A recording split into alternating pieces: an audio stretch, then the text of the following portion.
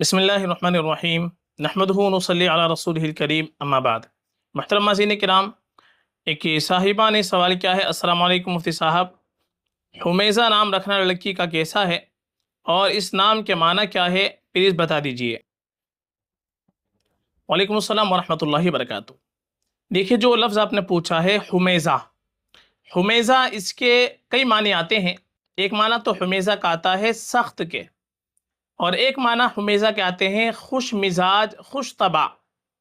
تو یہ جو دوسرے معنی ہے خوش مزاج اور اسی طریقے سے خوش طبع ہونا، یہ معنی اس کے بہت اچھے آتے ہیں۔ اس لیے اس معنی کے اعتبار سے اگر ہم حمیزہ نام اپنی بیٹی کا رکھنا چاہیں تو یہ حمیزہ نام اپنی بیٹی کا بالکل ہم رکھ سکتے ہیں۔ معنی کے اعتبار سے یہ نام بہت اچھا ہے، بالکل رکھا جا سکتا ہے۔ ہاں، زیادہ بہتر یہ ہوتا ہے کہ ہم اپنی بچی کا نام رکھیں تو صحابیات رضی اللہ عنہن اجمعین کے ناموں پر، ازواج مطہرات کے ناموں پر، جو نیک خواتین گزری ہیں ان کے ناموں پر نام رکھ لیں، یہ اور بہتر ہوتا ہے، باعث برکت ہوتا ہے، باعث فضیلت ہوتا ہے۔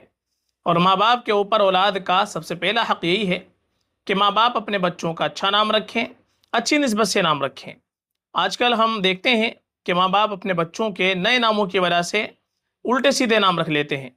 کوئی بے معنی نام رکھ لیتا ہے، کوئی مہمل نام رکھ لیتا ہے، یہاں تک کہ غیر اسلامی نام بھی ہم رکھ لیتے ہیں۔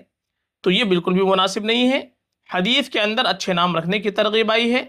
چنانچہ ایک حدیث میں ہے کہ قیامت کے دن تم کو تمہارے ناموں کے ساتھ، تمہارے آباء و اجداد کے ناموں کے ساتھ پکارا جائے گا۔ فَأَحْسِنُوا أَسْمَاءَكُمْ، لہذا اپنے بچوں کے اچھے نام رکھو۔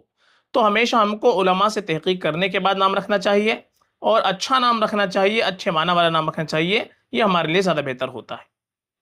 فقط واللہ اعلم۔